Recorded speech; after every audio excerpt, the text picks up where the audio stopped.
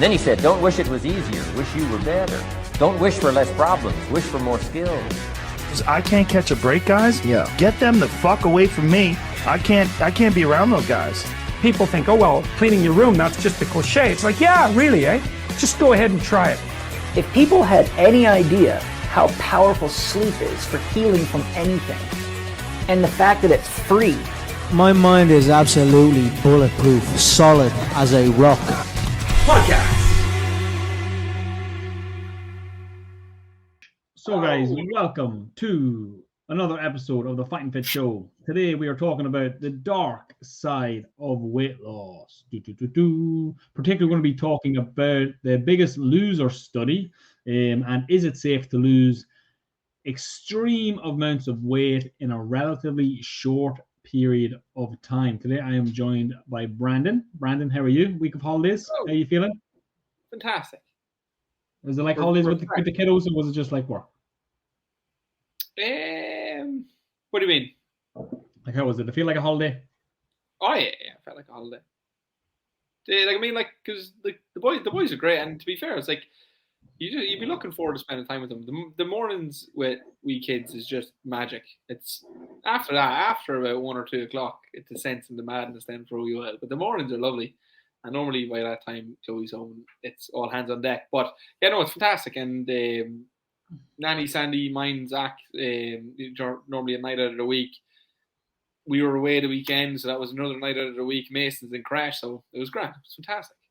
Not so bad. Yeah, no, Molly was the same, seemed super adorable. Now she's got this thing where she likes to like just ease herself into the day, spends maybe 20-30 minutes just in the room by herself, chilling in bed as she wakes up before she can go and be watching her on the monitor, and she's being all cute. It's adorable. But anyway, side note, children are adorable.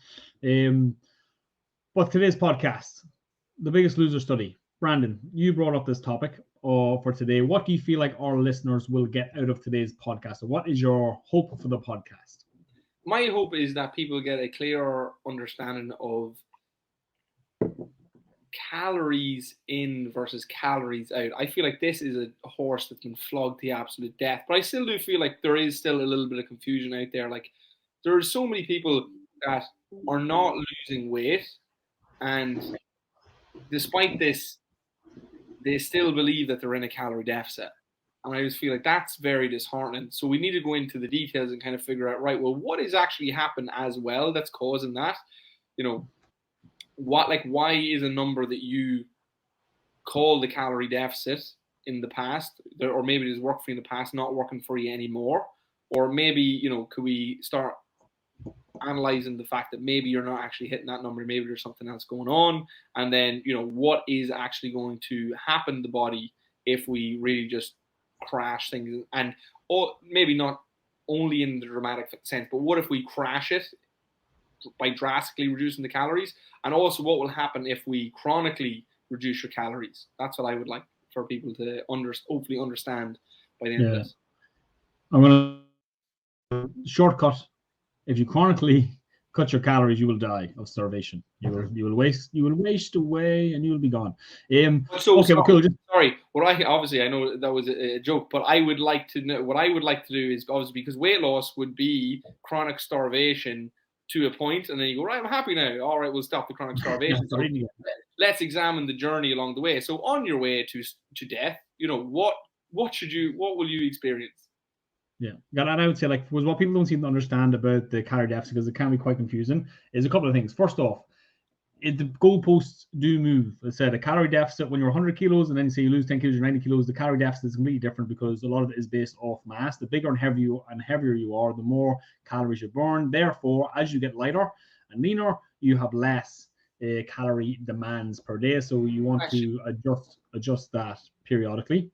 Why, if fat isn't metabolic, meaning fat doesn't cause calories, why would my calorie requirement go down?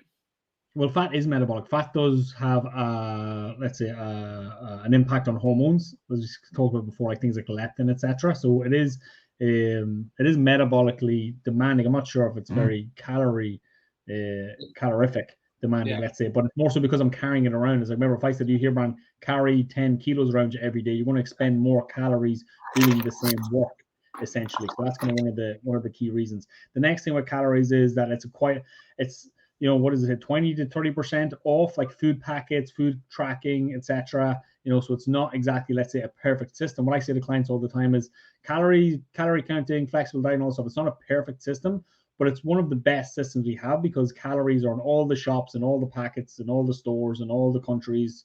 It's the best we have. It's much easier than counting sins and points and that kind of stuff. So that's kind of something that I would also say. But do note that again, it is like kind of a 20 to 30%, which is significant. If you're kind of in a slight calorie deficit, 10 to 20%, you could be tracking perfectly, but just because what's on the label isn't necessarily what's in the packet, that could kind of be where you're going wrong. So people just have to accept that you're not going to get a perfect plan on day one. It is going to require some iteration and some reviewing. And ideally, that's kind of why you're working with a coach, so having somebody, an outside pair of eyes, because I feel like a lot of time we get emotionally invested into our own actions or whatever, and we're not always objective, let's say.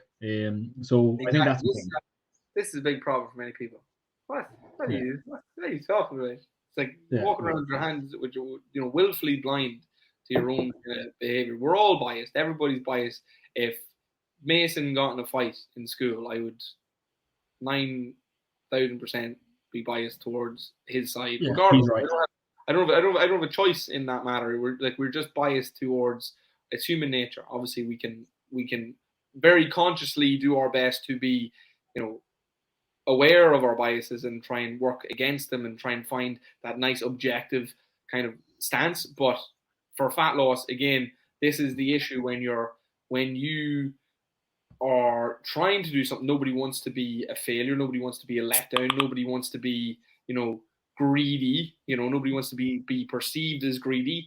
We're trying to create an identity to all these other people as somebody who's doing the best things, and everybody is fallible, so we all make mistakes, and so we can kind of fool ourselves and fool other people into kind of thinking, I was really good. It's like, look, this is not a judgment call. You're gonna have to be more objective here because you're biased right now.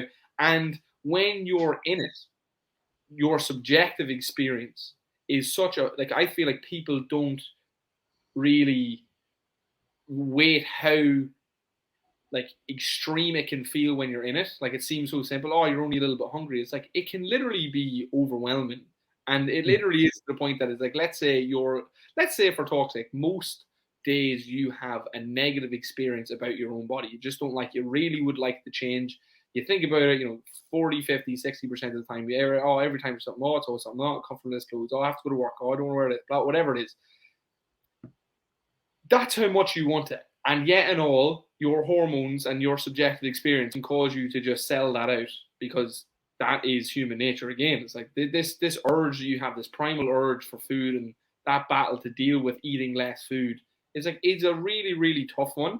And so I feel like if you're a little bit more humble towards it and a little bit more forgiving to yourself, you don't need to be as harsh, and you don't need to be as defensive. You can be a little bit more humble and understand that. That's kind of why the 12 steps approach for stuff is like, just, one of the first steps, admitting that you're powerless over it. It's like, this is something that you're gonna, if you struggle with, losing weight because you might have an addiction to food, well, then this is something you might be powerless over, and you're going to have to really kind of come at it with that approach, I think. Yeah, I think that's such a good point. And I think a topic for another podcast would be like just big food and how how the food system essentially has been weaponized against people that it's just like, again, it's like it's a tough battle because everything is hyper palatable, hyper sugar, loads of sugar, loads of fats. It's designed to find the bliss point in your brain, all this stuff. Like, and again, it's super convenient. It's everywhere. It's integrated into our culture. It's every night out. It's every trip to the cinema. It's every time you go to the shop. It's not like you can avoid it. You can't just say, I'm not going to eat. You have to learn to, manage this thing. So you're going to have to eat 3 times a day. So like, it's not like you can just say, I'm not going to drink. I'm just going to avoid pubs and blah, blah, blah. You can't just avoid it the way maybe you can avoid other things that people can be addicted to. So I think that was actually, I was looking up a little bit of stuff on that over the last couple of days, and that's a very interesting rabbit hole as well. So I think we might explore that maybe a little in a couple of weeks. But let's kind of go back then to the Biggest Loser. And just to kind of finish a point, you'd also triggered another thought in my mind when you mentioned about nobody wants to be seen as greedy, and that's something I see a lot. I see it a lot myself as well, but it's more so like nobody wants to admit that they eat too much. Like this instance, like they will look everywhere else except, and again, this is at the core of the whole calories in, calories out thing. It's like the reason you're overweight, the reason you're carrying too much body fat is over the last few months or the last few years, you've eaten too much relative to the amount that you move. Like that's it. Like you're taking in too much food, there's too much fuel coming in, and you're not that active. That's the problem. Sorry, just on the pair with that is like I think it's a lot rare, but it is also the case. Like I have noticed, like, and again, not a judgment call.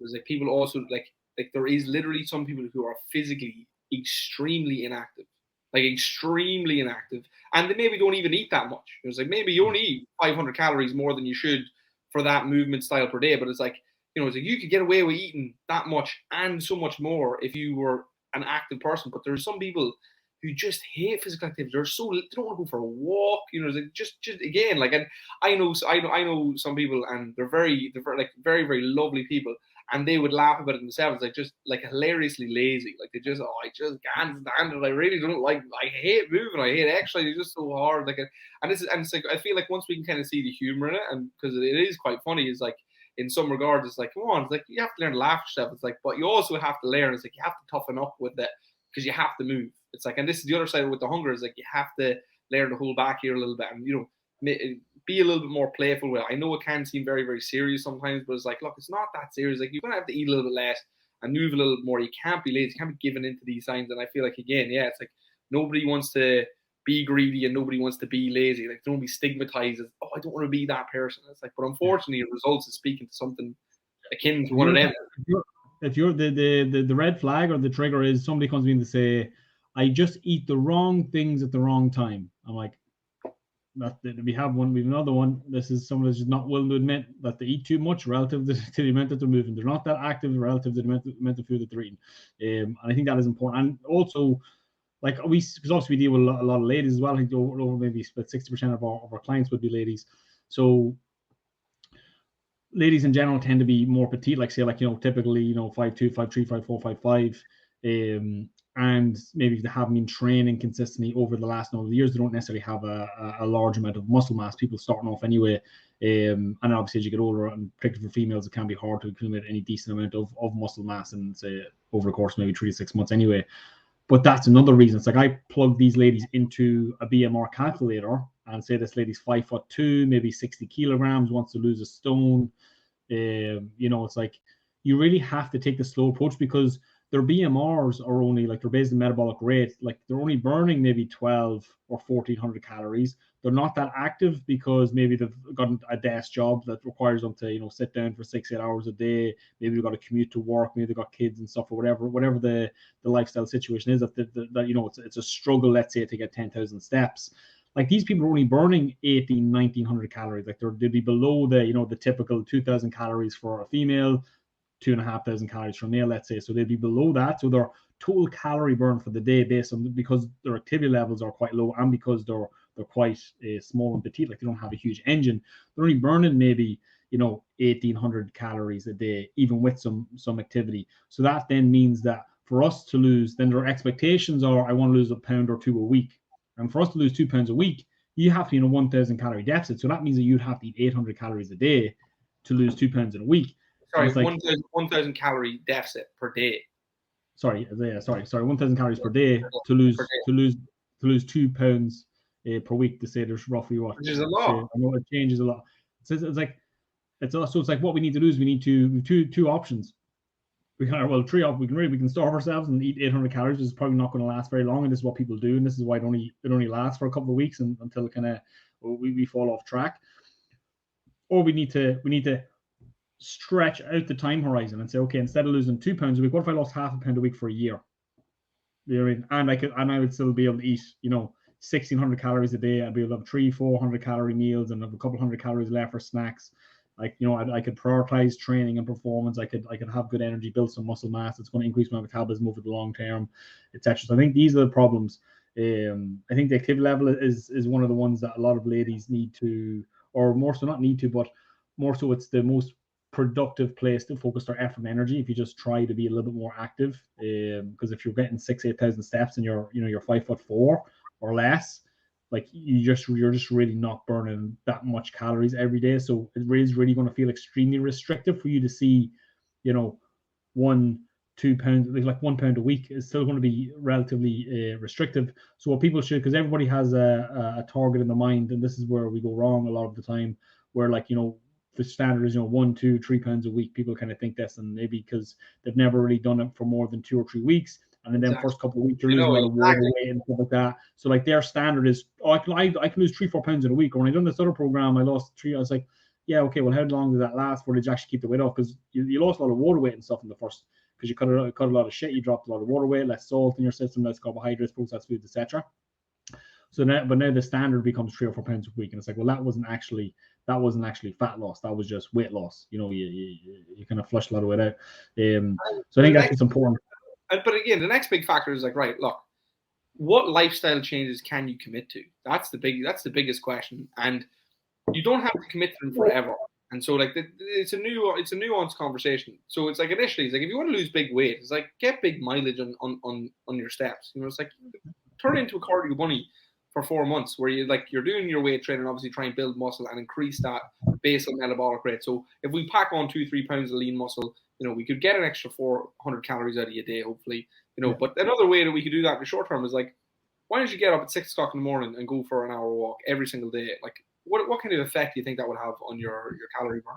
Like over the course of 2 months, and also then pay attention to your diet. And so you can't be too restrictive with your diet, but you can't not bother your arse with your diet at all. And so this is the kind of thing that we get into. Is like you're going to go through a period where you're going to have to suffer a little bit, and people just don't want to do it, to be fair.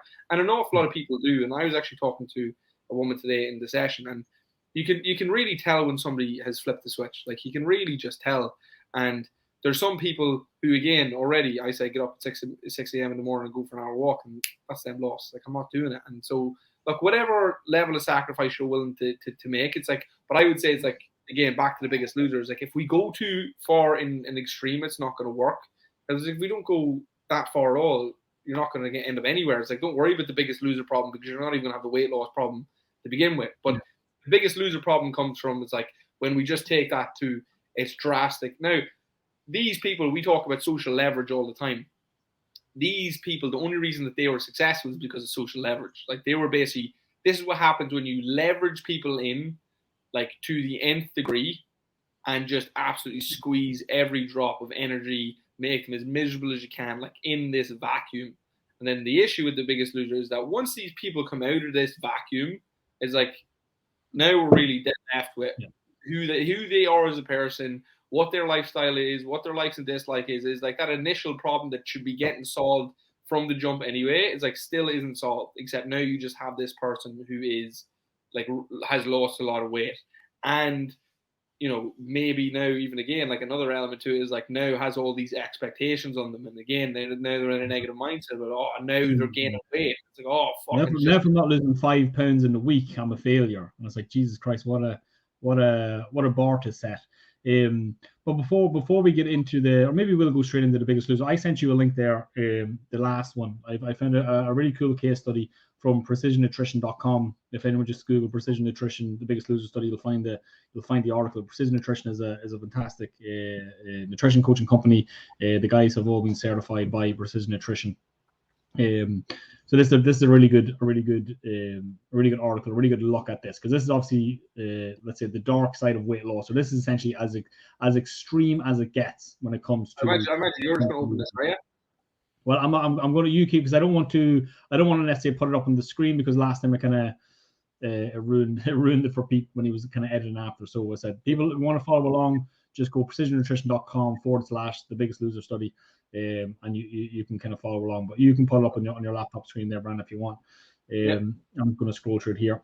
So it opens with, we'll read through this. We'll kind of stop periodically as we kind of as we come through or find a couple of golden nuggets. But will decades of dieting mean a broken metabolism? It's a common anxiety. Case in point, the Biggest Loser, whose contestants are famous for dramatic weight loss and for the devastating regain that sometimes follows. In this article, we break down a study examining exactly what happened to their metabolisms and what this means for everyone else who wants to lose weight and keep it off. Okay, so I lost a bunch of weight, then I regained it. Did I screw my metabolism? Will I ever be lean again? I'll kind of paraphrase here.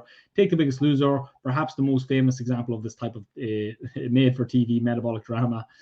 Competitors running on treadmills with tears streaming down their faces, trainers screaming, "How this happened to you?" montages set to emotive music before jeans juxtaposed with new slim bodies, and then a devastating return to their old bodies in the months that followed. So is it possible to lose a lot of weight and keep the weight off? What can The Biggest Loser teach us? In this article, we look at an academic study that examined exactly what happened to their bodies and what this means for you. And the cool thing about this article is that it can discuss as a study, like they actually followed these guys and done a pretty in-depth study into what happened to their bodies afterwards. They studied their metabolism. So this kind of whole thing, if I lose a lot of weight in a short period of time, will my metabolism slow down? And there's a lot of interesting theories. I've got my own theories on this, but I think one thing people need to understand with science is like it's not as black and white as people think it is. There's many hypotheses, and there's necessarily no straight answer, or more so they don't know as much as they let on a lot of the time.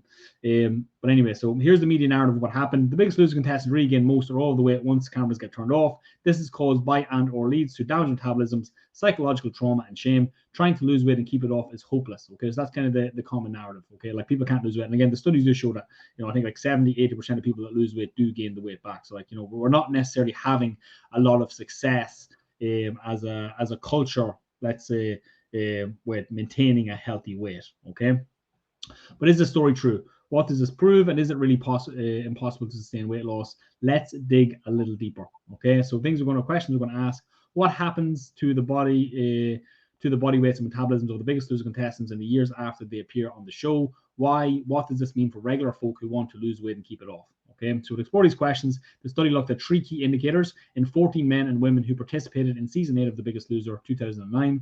One was body composition. Is someone's ratio of fat mass to lean mass? For good health and physical function, we want less fat mass and more lean mass in general. I know from experience, because I've seen this before, that a lot of the weight these guys lose when they do these extreme diets, one of the dark sides of extreme weight loss is that you're not losing fat, you're actually losing lean tissue. As well. But again, as far as I remember, I don't remember it well enough to quote it. I'm sure it's going to come up here somewhere, but it's more. You lose more lean mass than, no, maybe that's not true. It couldn't be if these guys are losing crazy amounts of weight loss. But it's a significant percentage. It's 25%, something like that. Well, any lean mass, given how fucking hard it is to build, is fucking significant. You don't want to lose any. Yeah. But also lean mass is everything except the fat. So it does also include, water weight and stuff like that as well. But still. Next one then is resting metabolic rate. So RMR is the number of calories a resting body burns in a day without activity. Weight loss aside, smaller bodies require less energy to maintain and should have lower RMRs. RMR, resting metabolic rate. Bigger bodies require more energy and should have higher RMR. So this is what we said earlier on, like the smaller, more petite ladies have just got lower metabolic demands because they've got smaller engines, just got smaller bodies. And last but not least is leptin levels. So leptin is a hormone that, among other things, gets released after we eat, suppressing our appetite and increasing energy expenditure to help keep our calories in, calories out balance and our weight stable. In general, the more fat cells in your body, the higher your leptin. Since leptin helps regulate RMR, the two should rise and fall together. Okay, so let's see. So leptin essentially is the hormone that essentially allows you to be full. There is a theory called leptin resistance, that when people are significantly overweight, that because the body is producing so much leptin, that their body down regulates this signal, so that the body kind of essentially, it's kind of like insulin resistance. The body stops listening. It's like leptin is always elevated, so the body becomes much less sensitive to it. So overweight people have a much more difficult time recognizing when they're hungry or satisfied. So that's kind of why leptin is a very powerful hormone for weight loss, because leaner people, they maybe get that satiety signal a little bit quicker, and it's easier for them to, let's say, stop eating beyond the point at which they're full, let's say. Okay. Well, when the filming starts. So when the filming starts, the Biggest Loser participants are morbidly obese, exceeding their ideal weight by 100 pounds or more. Over the course of 30 weeks, they're supervised and coached by the show's trainers. Now, wow, so it's a 30-week program. The contestants eat a diet restricted to about 1,200 calories per day. So again, this is a significant. These guys, these are a couple hundred pounds overweight. Like, these guys would be in probably a 1,500 to 2,000 calorie deficit per day. Obviously, if they're giving everybody 1,200 calories, again, that's the first criticism I would have. Like, it should be a little bit more personalized to, like, the guy that's 6 foot and the lady that's 5'2", they probably should have a different calorie amount. Contestants do at least 90 minutes of intense exercise every day, 6 days per week. After filming the show, contestants return to real life without continued supervision or guidance as to how to maintain the nutrition and exercise regime, which again is actually insane that they don't offer support to these people outside of the challenge. But anyway, so initial assessments, this is the methodology. So before the first appearance on the show in 2009, contestants went through a battery of tests that assessed things like resting metabolic rate, physical activity expenditure, total energy expenditure, blood chemistry, and then the follow-up. 6 years after the show, subjects returned to the lab for a complete follow-up. 2 weeks before the study officially started, participants weighed themselves on special digital scales that transmitted their data to the researchers. This early start helped ensure that people didn't try to change their weight before the study began, which would skew the results. Once in the lab, researchers again measured the subject's RMR, which is resting metabolic rate, total energy expenditure, and physical activity expenditure. They also performed blood work. They then compared the results to their 2015 testing and their 29 testing. Here are the results, okay? So the average weight before filming, The Biggest Loser, was 328 pounds, okay? So that was the average weight, okay? The next one, after the challenge, the average weight was 199 pounds, okay? 199 pounds. So that means these people lost an average of 129 pounds, okay? Which is insane, especially in 30 weeks. What is 30 weeks? So is that 6 months? 12, 24, yeah, so it's just over 6 months. Okay, so that's a crazy amount of weight loss. All right, so a lot of weight loss happened. The average weight after 6 years, okay, was 290 pounds. Okay, so they gained back almost 100 pounds. So on average, they gained back about 90 pounds. So they lost 129, but gained back about 90. Okay, so on average, they kept off maybe 30, 40 pounds, but they gained back the vast majority of the weight. This means that on average, participants regained 70% of the weight they'd lost, although they did keep 30% off, okay? So resting metabolic rate. The average resting metabolic rate before filming was 2,600 calories, okay? And the average RMR after 30 weeks in the show was 1,966 calories. So again, you can probably, equate for that, because if these people have lost an average of over 100 pounds, 129 pounds, you would expect the resting metabolic rate to go down.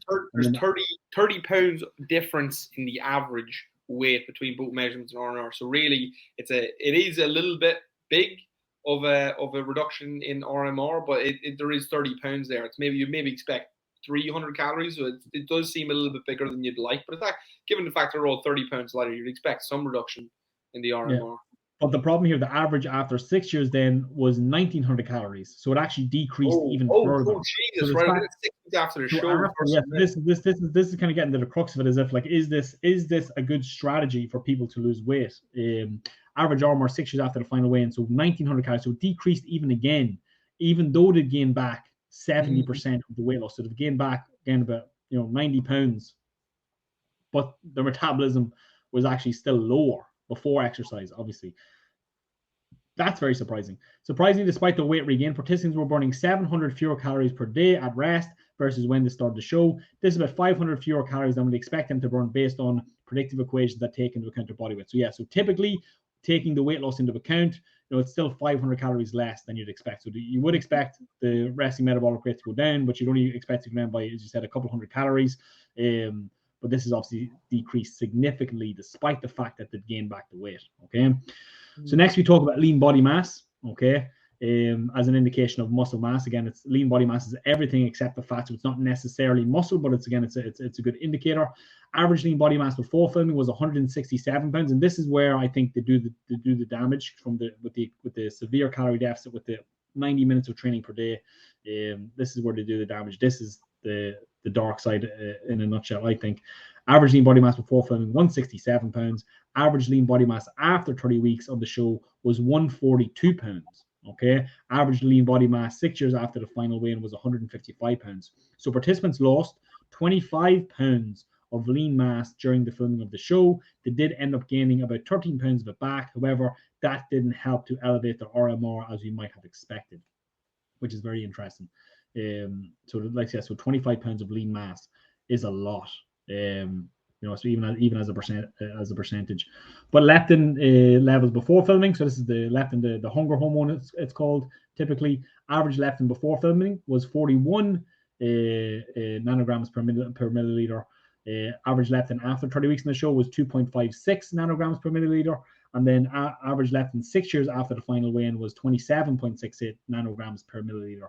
As you'd expect, participants' leptin levels went down when fat decreased and went up again when fat came back. Okay, so that's actually not too bad. So the leptin did decrease as the fat decreased. So let me see. So why did they regain the weight? Okay, so this is obviously a complicated question, but maybe before we go into that, Brian, any input on them stats so far? All that's going through my head this entire time is just kind of like I seen a video one time, and it was somebody's theory, someone's hypothesis saying, we don't have an obesity issue in this country. We have lack of lean muscle tissue in this country. That's the problem. And so the problem is, like I said, it's like the issue is that we're too focused on dragging and draining the body of the fat instead of fueling it and building muscle and creating that stimulus to get the muscle to become more metabolic.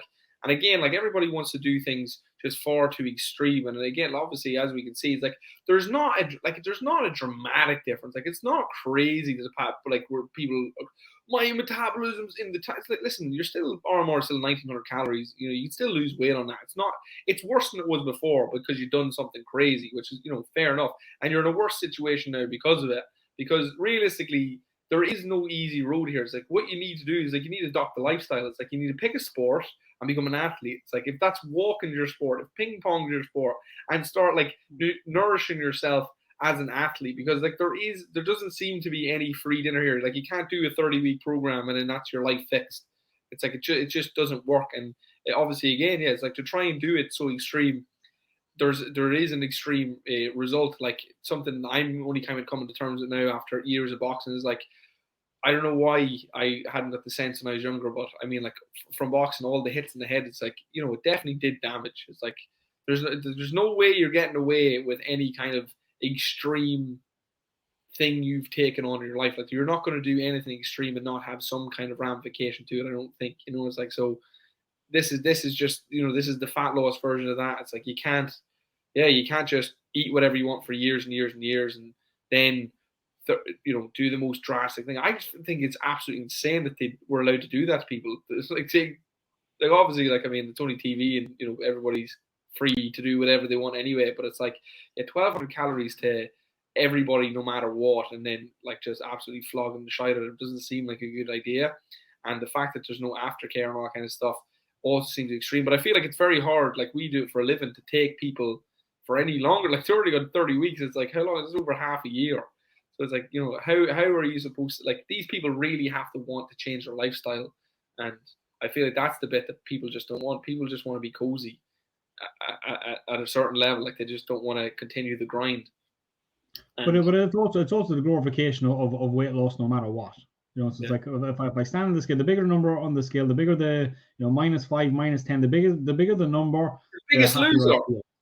Exactly. So it's obviously it's a let's say it's a toxic concept to begin with, because as I said, like as we kind of talk about, like it doesn't address the trauma, it doesn't address the routines, the rituals, the community, the support network, the finding a methodology of exercise that the likes of what the project's done is reinforced the I don't like weight loss or I don't like exercise. Exercise is hard, rather than getting them out, like playing a bit of football or a bit of tennis or bat. Like it doesn't necessarily. Obviously, as you said, like I feel like we really do need to have some element of weightlifting. Like most people really should lift weights 2 to 3 times a week just for health, because strength is the number one indicator of longevity. Let's say the people who are let's say the healthiest, the longest, strength is one of them key things. Usually, like the grip strength test is usually a decent indicator.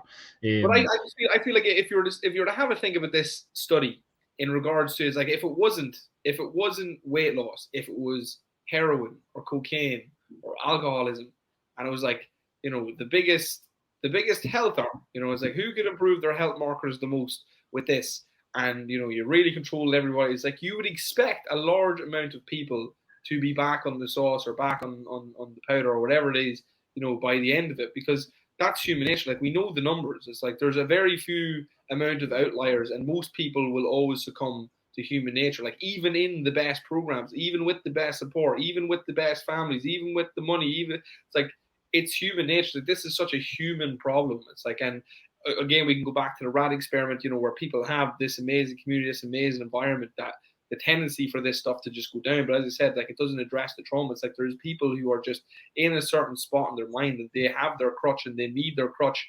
And obviously, yes, 100%, most people with the right attitude and the right amount of dedication can get it. But the numbers show that the vast majority of people don't succeed, with this kind of stuff. And that's why it's like, if you're listening to this and you are that, it's like, if you were to be that outlier and you were to do the work, it's like, and you and all your friends were to do it, the numbers show that 80% or 70% probably wouldn't, and there'd be a very one or two years that would actually manage to do it. And how do you know, like, what is that thing, that tangible thing? And like, so it's like, can you blame the Biggest Loser? It's like, yeah, it's like, there's probably lots of stuff that they could have done better, and there's definitely a better way to do that show. But even if you were to do it better, you're just going to increase the win rate. There's still going to be a substantial amount who, didn't keep the weight off. Yeah. And again, just to pump, toot our own horn for a second. Like, what is the better approach? The better approach is more personalized nutrition, like say coaching and accountability and support, structure and systems in place that when you fall off track, that you do get that support. Like, you don't show up at the gym, somebody's calling you, somebody's checking in, you're expected to go exercise 3-4 days a week. So we're kind of building out this lifestyle, building out this structure and this support network so that you can stay on track over the long term. Because obviously our success rate is, much higher than the typical, 80-90% failure rate that we kind of see across the board, where we'd be kind of more 80-20, 80%. And again, not necessarily with all things all the time, but at least 80% of our clients at least get a good exercise routine going over the course of a couple of months. So I think this is what we need to do. Like, my belief is that, like, our model is the best thing that I can see in terms of how we can actually help people be successful over the long term. And it's through this kind of, community-based micro gyms, so not these big facilities where, you're just a face in the crowd, but a small gym, 150, 200, 300 people, maybe even smaller, where you've got a relationship with the coach. The coach knows what you're good at, what you're not so good at, what your goals are. They can personalize their approach to kind of suit you. They can offer you some support. They notice when you're not there. This is the kind of stuff that I feel like we need. And hopefully over time, I feel like there is obviously a definite shift from these kind of, big type, Planet Fitness type, low value, low price, large facility type places to more places like us, more community based gyms. They're kind of popping up all the time. And I think that's a great thing. I feel like this is the best solution that we have right now. Because I can remember, like, even being someone that struggled with my weight for the longest time, and just wishing that I could do The Biggest Loser when I was younger. Be like, oh, I wish I could get on that show. I just go in there and transform my life, and then everything will be better. But at that point, you don't fully realize that, again, unless you go through the identity shift, unless you pick up the habits and the routines and the knowledge and the information and have the support, like, you'll always end up back at square one. Like, and we see it all the time. Somebody comes in, does this program, smashes it, and then you see them maybe 6 months, 12 months later. Stop what was working. You stop doing what was working for them. Here's what makes me really nervous. Like, and now again, I don't. Sometimes I'll say to them, depending on what kind of mentality that I think. But if I see someone come in and do too well initially, it makes me very nervous. Because I'm like, oh, it's like you're a Biggest Loser. You're doing the extreme approach, and so I can gauge from this that your habits aren't sustainable. So I'm now again hyper, vigilant for making sure that you can maintain this. And I would say 9 times out of 10, when you see somebody who comes in 4 pounds, 3 pounds, 3 pounds, 3 pounds, 2 pounds, it's like, when's the wheels going to come off here? You know what I mean? And I would 100%, there's always outliers. Like, I literally have like 5 people at the moment who did that and are keeping the weight off. They're the outliers. But for that, there's been 20 people who've did it and are gone now and have gained more weight, because again, it's like the approach that they tried was an extreme approach, which is fantastic in terms of sheer numbers, but it's not fantastic in terms of long-term success. And it's like, realistically, when we paint a vision of what you want, do you want short-term big results, or do you want long-term fantastic results? It's like, and realistically, like, you have to be a little bit more conservative with it. And most people just, they're not mature enough in their thinking to understand that the slow and steady approach is best. They're too short term. They want the result and they want it yesterday, and they're going to do anything, whatever it takes, except for go slow and steady. which is hilarious to me, because like, I am a big fan of the hardest route possible, and sometimes the hardest route possible is the boring and slow route. It's like, that is realistically, if we look at it, it's very easy to work hard for an hour. It's very hard to work moderate for 24 hours. It's like, that's the real work. It's like, but we'd much rather say, oh, well, I worked so intensely for an hour and then did fuck all for the rest of the 23 hours and feel great about that hour. The approach is a slow grind for 4 months. Yeah, no, it's very interesting. And then to go back to this article here, it kind of goes on to the metabolic adaptation and kind of why this happens. Like, what is metabolic adaptation? It's essentially a natural defense mechanism against starvation. When you're dieting, at a certain point, your body will send up a red flag because your let's say your calories are chronically low. Your body's not getting the calories it needs. At that point, your resting water break will slow down. Metabolic adaptation can make things more complicated and frustrating for dieters who hope to continue or maintain the weight loss. But I would say the nuance would be with the same approach, because again, what was a calorie deficit before is no longer a calorie deficit. Is why you need to constantly look at these things and kind of tweak your strategy every few weeks or every few months. Once their body's red flag goes up, calorie restriction no longer has the same effect it did at the beginning of the diet. Suddenly they need to cut more calories just to maintain the same weight. While this is sometimes framed as metabolic damage, it's really just your body's way of trying to keep you alive. What was interesting about the study, it showed that participants' RMR stayed low despite weight regain, even though participants were larger 6 years later. They weren't burning more calories at rest. Muscle maintenance, theoretically, the more muscle you have, the more calories you burn at rest, but that's not happening with these participants. And time passing. We used to think that metabolic adaptation may reverse with time, and it might, but here we see that even 6 years isn't enough. In the end, as you can see in the following graph, participants' metabolisms were just as low after 6 years, despite the fact they gained 100 pounds back versus the end of the show. But I would say, they probably didn't get muscle back. They gained fat back, so it's not necessarily going to increase their muscle mass. So I'm not surprised that that's relatively the same, despite gaining back a lot of fat. Let me see.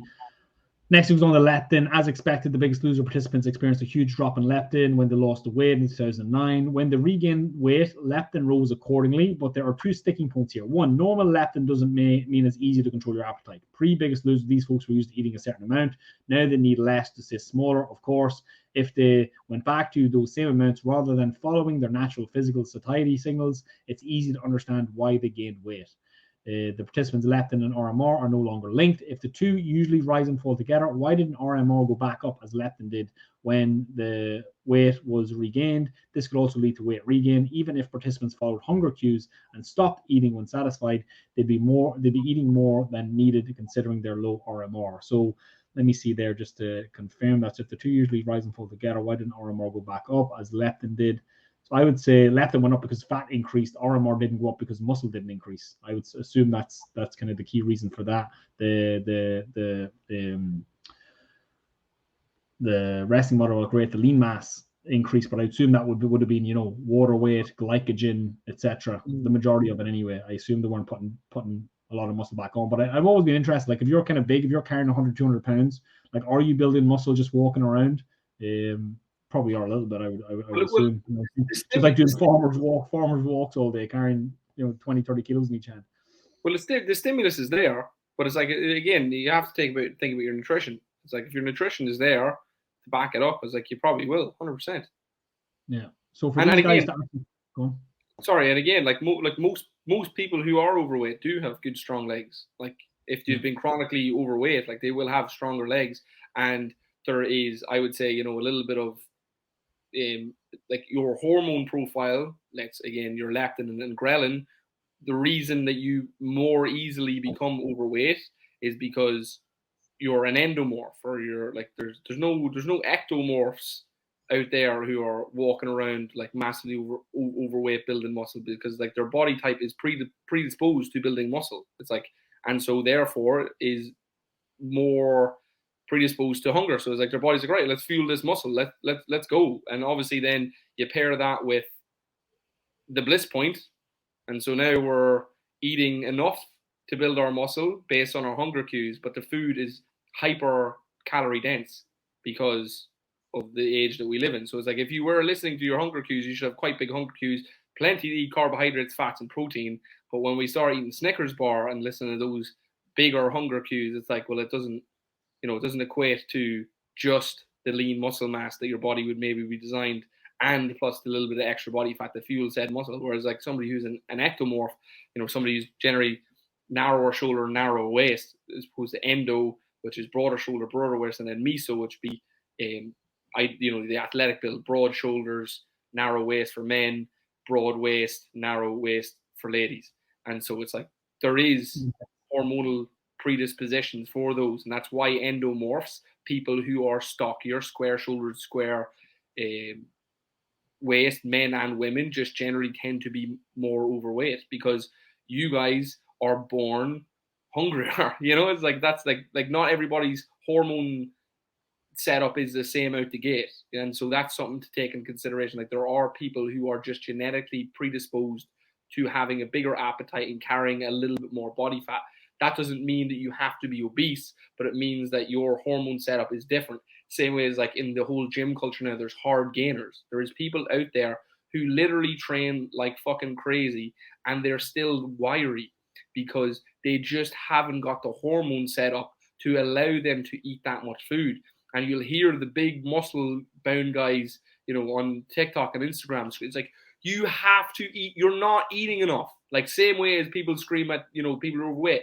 It's a calorie deficit. It's like, listen, I know what you feel like is one thing, but the actual reality of the fact is that you are listening to your body, when in reality, you're not eating enough to build muscle. You're eating too much to lose fat. It's very simple, but your hormone setup is different. And then you have the mesomorphs in the middle who are building all the muscle and burning all the fat, because they're just in that nice middle ground. Yeah, just elaborate on that, like, as you kind of talk about, like, people have different hormone setups, and like, so that would, like, practically that would mean that these kind of these leaner people, these hard gainers, would be that their hormones, like, they've got much more sensitive to leptin, let's say, so therefore it's harder for them to eat, because they get that's this tidy signal, let's say, much earlier than other people, so they don't have a huge appetite, and then other things like they're just more fidgety, etc. They just kind of tend to be a little more active and stuff, so they're burning more calories per day almost unconsciously. But again, it's like if you force fed them and sent them to the gym, like, they would gain a decent amount of size. But let's go back to this. So this is kind of now where the nice part, where it kind of goes into the nuance here. So it says, does it mean it's impossible to sustain weight loss? It's clear that when you lose a lot of weight, you're up against a lot of very real psychological changes if you want to maintain the weight loss. But there's a lot of important information we don't know about the Biggest Loser contestants. And I also think it's important to say, like we probably shouldn't put this up as the poster boy for weight loss, because I said this is a very extreme approach, and not recommended for anybody, in my opinion. But so we shouldn't necessarily be calling this the standard for weight loss. But regardless of all the flaws of the Biggest Loser approach, what are we not saying? What do we not know about the people here? So again, this is a television program. It's not in itself controlled research or say an accurate scientific study. But this study, researchers are trying to make sense of what actually happened after the fact. The initial conditions themselves are mostly a mystery. That means all kinds of factors could have influenced the outcomes. What kind of foods were eating? Were they eating whole foods or processed diet foods? Did they take any supplements or drugs? Could psychological stress have played a role? We just don't know any of this, but all these factors could affect the contestants' ability to sustain the weight loss over the long term.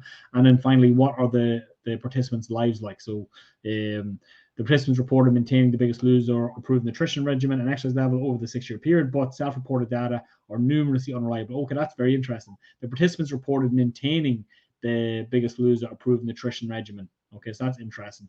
But self-reported data Yeah, I would have strong doubts about that as well. But self-reported data are notoriously unreliable. It's not a flaw of these particular people. It's just how humans work. Again, I said the easiest person to lie to is yourself. I said we kind of touch on earlier on, like it's very easy to fool yourself into thinking I'm doing everything possible. I'm trying my absolute best. When maybe if you were able to take a step back, you can see that there's many opportunities to improve every day. Just on that, like I watched an episode of The Biggest Loser, and literally within 3 weeks, the man was back at the drive-through for breakfast getting donuts. It's like that's like that to me is just like, again, what happened. Now, whether or not you man seen that as like, oh, I'm the biggest cheat ever, or whether or not he was just like, oh, sure, it's only a few donuts. It's like that's very easy to just like, oh, write off. Oh, sure, it's only one morning. And especially on the day, just kind of go like on the day that the cameras are coming. Cameras like, are there. You'd at least pretend. I know, yeah.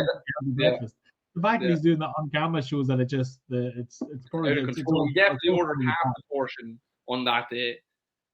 You know, he did get the milkshake and the chicken burger as well. Yeah. I just got to know that.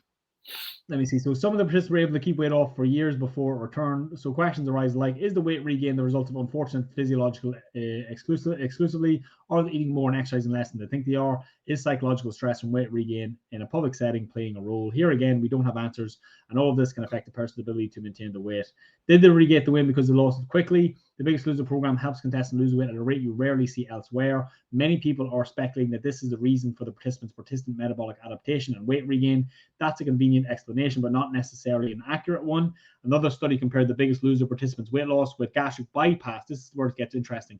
About 6 months after surgery, and found something surprising. The two groups lost a comparable amount of weight in half a year, but the gastric bypass patients experienced half the metabolic adaptation. Okay, so after a full 12 months and after losing even more weight, the gastric bypass group had very slightly higher metabolism than predicted. It's very slightly 8 calories extra per day. What's more, the gastric bypass group didn't lose any more muscle lean mass than the Biggest Loser group, despite not having a structured exercise program. Obviously, gastric bypass is about as fast as it gets. So how fast you lose the weight isn't likely the determining factor. But even if the Biggest Loser study suggests that the rapid weight loss is not effective, there is no reliable data indicating that slow weight loss is more effective either, which is also interesting because we think that slow and steady wins the race, but again, there's a lack of evidence that shows that's the proper approach over the long term. Also, I would speculate this whole thing. This kind of goes back to the obesity code and fasting and different things. I would assume that the main reason for the metabolic adaptation is the extreme exercise, not necessarily the extreme dieting. Let's say I feel like it's the combination of two. That's literally just proved by what they said about the gastric. I 100% agree with you. It's like, well, what is the gastric band group missing? It's all they're missing is the drastic exercise. Yeah. Exactly. So they're probably eating the same, probably extremely low calories. When you get to a gastric diet, you're probably eating 800 to 1200 calories a day anyway, and you literally can't eat any more than that. You just literally don't have the stomach capacity to do so. So I think that there is very interesting. And I think these guys I'm not sure. It didn't say in long term there, but I have seen stuff that the gastric bypass kind of long term is a more success. Not it's still more people really regain the weight than not, for similar reasons like lifestyle, routine, etc., knowledge, support. But I'll be interested to see exactly how that compares, how much more effective it is. Nevertheless, it's not impossible to stay in weight loss. Some people found this study and its media interpretations really disappointing. If the body fights back against weight loss, does that mean there's no hope? Others found the results somewhat reassuring. It relieved some of the sense of failure and shame around regaining weight. It acknowledged the difficulty and proved that it's not all mind over matter. But while this study does reinforce the importance of compassion, it doesn't indicate that long-term weight loss is impossible. The study suggests that extreme dieting comes with consequences. So I feel like we're calling this extreme dieting, but I feel like it's not necessarily fair to call it extreme dieting because it was a combination of extreme dieting with extreme exercise. Like training 6 days a week for 90 minutes for your average Joe is definitely not a good idea, or that's more like the... What about this?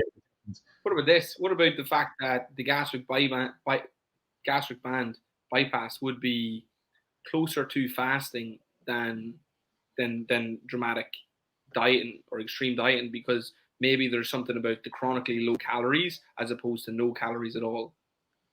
Yeah, and that's where my head instantly goes, kind of from looking at fasting over the last number of years. I feel like the stress that the exercise puts on your body in terms of cortisol and as it has a relationship with insulin, etc. I feel like one of the problems with extreme exercise and severely restricted diets is, although you will lose weight in the short term, your body doesn't necessarily always have access to body fat in the sense that we understand, that when insulin is elevated, it's let's say it's more difficult for your body to access the fat stores. So this can create a scenario where your body will have to adapt because there's these excessive exercise demands and your body can't necessarily access your fat stores. Whereas when you're in an insulin depressed state that you get with fasting, it's much more easier for your body to utilize your fat stores. So this is why your body would have to then downregulate metabolism in that scenario. Whereas with fasting, the body has a steady supply of ketones, etc. And what is it, like lipolysis is upregulated, let's say. So I don't know. I would definitely need to look into it a little bit more to give a concrete answer. But I feel like that would be a more natural. Like in nature, it's like it's either there's no food or there's food. It's like, why would you ever only be eating a very small amount of what you'd be capable of eating? It's like, unless and the wattage demand has gone up. That seems very extreme. It's like, oh, we have some food, we don't have enough food, and we're going to have to battle this out every single day, as opposed to, well, it's just a famine, take the break, and whoa, we won the victory. Now the feast is here. Yeah, exactly. I do think that is. I think fasting is one of the most powerful things that people can do, but also that would be considered extreme in a lot of circles. So, but again, it is something I'd recommend.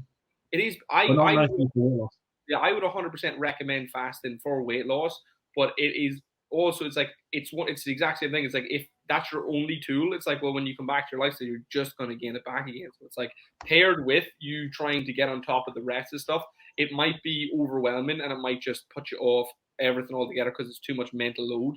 Or it's like, you could try and utilize it as part of the whole plan. But it's like, yeah, just this is people's problem, is that they're too teetotal. It's like, this is my only strategy, is the only thing that I have, and then I'm just going to fall back on my old lifestyle. It's like, your old lifestyle is not like this whole thing where people just want the easy road, they want to be comfortable. It's like, that's not going to work. It's like, if you want a nice body, it's like, the study is out. It's like, what you consider nice is like, if you're overweight and soft and you're happy with that, that's no problem. You consider it nice, that's 100%. But the key is, like, if you want muscle tissue and you want to be lean and athletic, it's like, you're going to have to be active and also show some restraint in regards to first world food. It's like, you can't eat donuts, pizza, this, that, the other, and be super inactive and have no muscle mass and expect, like, you can't have it all the way.